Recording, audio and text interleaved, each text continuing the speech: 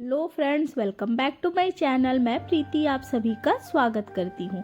आज मैं बनाने जा रही हूँ एक बर्फ़ी जो बिना दूध बिना मावा के हम बनाने वाले हैं, जो बहुत ही टेस्टी लगता है और बनाना भी इसे बहुत सिंपल है। ये बर्फ़ी हम सर्दियों में बना रहे हैं, सर्दियों का स्पेशल, और बहुत जल्दी बन भी जाता है। इसके लिए मैंने यहाँ पर लिया है एक कटोरी से आधे कटोरी मैंने यहाँ पर लिया है मूंगफली, और इसे हमें अच्छे से भून लेना है। यहाँ पर आप कोई भी एक मेजरिंग कटोरी का यूज कर सकते हैं या फिर एक नॉर्मल घर की कटोरी ले लीजिए, उसी से सभी चीज़ों को मेजरमेंट कर लीजिए। और मूंगफली को हमें अच्छे से भूनना है। मूंगफली में बिल्कुल हम तेल या घी का यूज़ नहीं करेंगे, इसे हमें अच्छे से भून लेना है जिससे इसका आसानी से छिलका उतारा जा सके। यहाँ पर मूंगफली हमारी भून चुकी है और इसी बर्तन में हम ले लेंगे अब उसी कटोरी से एक कटोरी सफ़ेद तिल। इस तिल को सर्दियों में खाना बहुत अच्छा होता है हमारे शरीर के लिए, हमारे शरीर को गर्माहट देता है, स्किन के लिए अच्छा होता है, बहुत ही अच्छा होता है डाइजेशन के लिए। इसमें फाइबर, हाई फाइबर होता है। ये खाने में भी ये टेस्टी लगेगा। इस तरह से अगर आप खाएंगे तो बच्चे बड़े भी आराम से खा लेंगे। इस तिल को बिल्कुल लो फ्लेम पर हमें भूनना है, बिल्कुल हाई फ्लेम पर नहीं। तब तक भूनना है जब तक इसका थोड़ा सा ये फूल ना जाए, पफ ना हो जाए। इस तरह से ये फूल जाएंगे, साइज में थोड़े से बड़े हो जाएंगे और एक चटकने की आवाज़ आएगी। उसके बाद आप ये देख सकते हैं कि तिल हमारा फूल चुका है, यानी कि और थोड़ा हमें इसे भूनना है, जिससे ये बहुत अच्छा सा, जब इसे हाथों से प्रेस करेंगे ना तो ये बहुत अच्छे से टूट जाएगा, क्रंची सा हो जाएगा। और इस तरह देखिए तिल को हम ठंडा कर लेंगे। उसके बाद हमें लेना है मूंगफली, जिसका हमने छिलका हटा लिया है। इस मूंगफली का छिलके को हटा करके हमने इसका एक दरदरा सा पाउडर बनाना है। बिल्कुल यहाँ पर फाइन पाउडर नहीं बनाना है, दरदरा ही बनाना है। यहाँ जो हमने सफ़ेद तिल लिया है उसका भी हमें दरदरा ही पाउडर बनाना है। बहुत ज़्यादा हम फाइन पाउडर बनाएंगे तो फिर हमारा ये जो बर्फ़ी बनेगा अच्छा नहीं बनेगा। इसी मिक्सी के जार में ठंडा करके हमने यहाँ डाल लिया है सफ़ेद तिल, जो भूनने के बाद थोड़ा सा कलर चेंज हो चुका है। हल्का सा भूनने के बाद इसका कलर चेंज होता ही है। और इसी तरह हमने एक बार में सारे तिल को भी अच्छे से दरदरा सा हमने पीस लिया है। आप यहाँ पर पल्स पे घुमा के ही पीसे। दोनों चीज़ों को हमें अच्छे से कर देना है मिक्स करने के बाद हम इसमें और एक चीज़ डालेंगे, वो है डेसिकेटेड कोकोनट या कोकोनट पाउडर, जो मार्केट में अवेलेबल है। आप वो ले सकते हैं या फिर आप यहाँ सूखे नारियल का ऊपर का छिलका हटा करके मिक्सी में ग्राइंड कर सकते हैं। और तीनों चीज़ों को हमें अच्छे से मिक्स कर लेना है। यहाँ पर हमने मूंगफली और सूखे नारियल की क्वांटिटी थोड़ी थोड़ी कम रखी है और तिल की क्वांटिटी ज़्यादा रखी है। आप चाहे तो दोनों की क्वांटिटी सेम ही रख सकते हैं।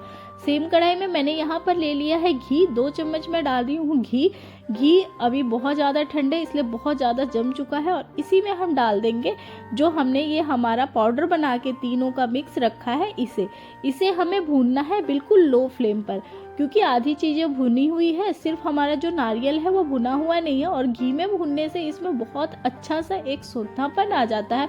भुना तो हमने पहले भी है, जो इसका ऑयल है वो अच्छे से रिलीज़ हो जाएगा और बहुत अच्छा सा ये बर्फ़ी बन करके तैयार होगा।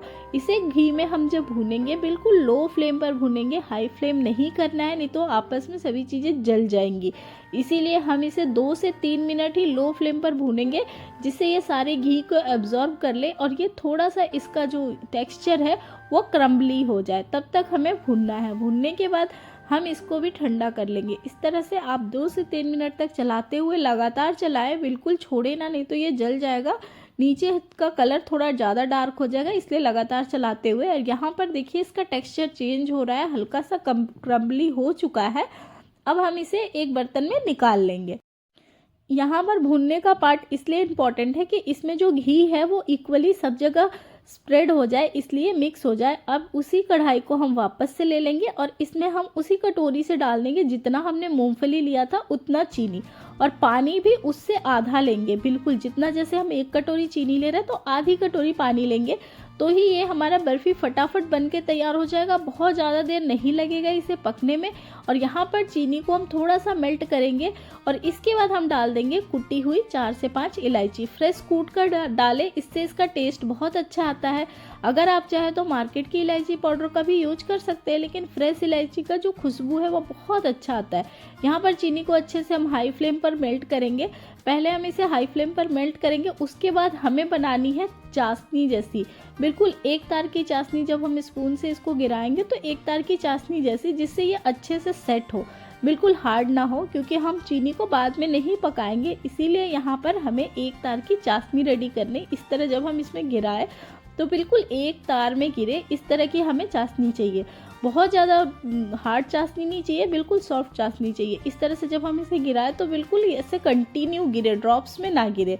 5 मिनट पकाने के बाद हमारा चीनी का जो टेक्सचर है वैसा ही आ जाएगा। और यहाँ पर इलायची के दाने आपको जो दिख रहे हैं वो छिलका आप इसे यहाँ पर हटा भी सकते हैं या फिर आप इसे छोड़ भी सकते हैं। इससे भी इसका टेस्ट बहुत अच्छा आता है। और चीनी का देखिए थिकनेस धीरे धीरे गाढ़ा होने लगा। हम इसे चेक कर लेते हैं, हल्का सा ये चिपचिपा हो चुका है। अब हम इसमें डाल देते हैं अपना भुना हुआ मिक्सचर। इस मिक्सचर को इसमें डाल करके अच्छे से हम कर देंगे मिक्स करके हम यहाँ पर गैस की फ्लेम को एकदम लो कर देंगे, जिससे ये चिपके ना और जले ना। यहाँ पर गैस की फ्लेम को लो करके हमें तब तक भूनना है जब तक ये हमारा सारा मिक्सचर इकट्ठा ना हो जाए।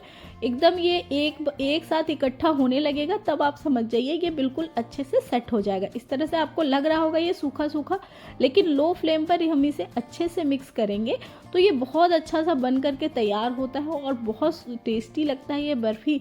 अभी मकर संक्रांति भी आ रही है तो आप उस समय भी इसे बना सकते हैं, या फिर अभी ठंड में इसे खाना चाहिए। हमारे बॉडी को इससे गर्माहट मिलती है, इसीलिए इस टाइम पे भी आप इसे बना के रख सकते हैं। अभी देखिए हम इसे मिक्स करते हैं। मिक्स करते हुए हमें सिर्फ आधा मिनट ही हुआ है। 2 से 3 मिनट मिक्स करने के बाद ये एक जगह इकट्ठा हो जाएगा। अभी आपको ये बिखरा हुआ दिख रहा होगा और जो घी है वो धीरे धीरे रिलीज होने लगेगा। इससे हमें समझ में आ जाएगा कि ये बहुत अच्छे से सेट हो गया है। यहाँ पर जब तक ये पक रहा है तब तक हम यहाँ पर एक थाली में थोड़ा सा घी लगा के इसे रेडी कर लेते हैं। इसी में हम सेट करेंगे। ये पार्ट बहुत ही इंपॉर्टेंट है, अगर आप इसमें घी नहीं लगाएंगे तो ये चिपक जाएगा और अच्छे से निकलेगा नहीं। और ये हमारा मिक्सचर जो है बिल्कुल एक जगह इकट्ठा हो गया है, बिल्कुल फैल नहीं रहा है। इसी तरह ये हमारा मिक्सचर रेडी हो चुका है। हम इसे कर लेंगे सेट। इसे इस तरह से आप जब मिक्स करेंगे तो देखिए नीचे इसमें से घी रिलीज होगा। इससे ये पता चलता है कि ये बहुत अच्छे से मिक्स होके सेट हो चुका है। बिल्कुल ये नीचे जो है ना घी वाला पार्ट आपको दिखने लगेगा तो ये समझिएगा कि एकदम अच्छे से ये हमारा सेट होने के लिए तैयार हो चुका है।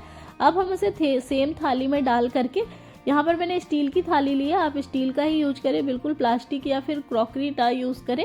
इसमें ही बहुत अच्छे से सेट होता है और बहुत अच्छे से निकल भी जाएगा। इस तरह से हम इसे फैला लेंगे गर्मा गर्म। बिल्कुल इसे हाथ से ना छुए क्योंकि इसमें चीनी है, बहुत ज़्यादा गर्म है, हाथ में जल जाएगा आपका। इसलिए आप इसे चम्मच से ही फैलाएं और बिल्कुल ऊपर से हम एकदम चिकना करके इसे मार्केट वाली बर्फ़ी का लुक दे देंगे। आप यहाँ चाहे तो इसके ऊपर से थोड़ा सा सूखा तिल भी डाल सकते हैं, लेकिन मैंने यहाँ नहीं डाला है और बहुत अच्छे से इसे मैंने स्प्रेड कर लिया है। अब हम इसमें लगा देंगे कट अभी गरम गरम में ही लगाना पड़ेगा, नहीं तो ये जब टाइट हो जाएगा, सेट हो जाएगा तो इसे कट करना बहुत मुश्किल हो जाएगा। शेप सही नहीं आएगा। कट तो इजीली हो जाएगा लेकिन शेप सही नहीं आएगा। और इस तरह से चाकू से आपको जैसा भी शेप पसंद हो उस शेप का आप इसे कट कर सकते हैं।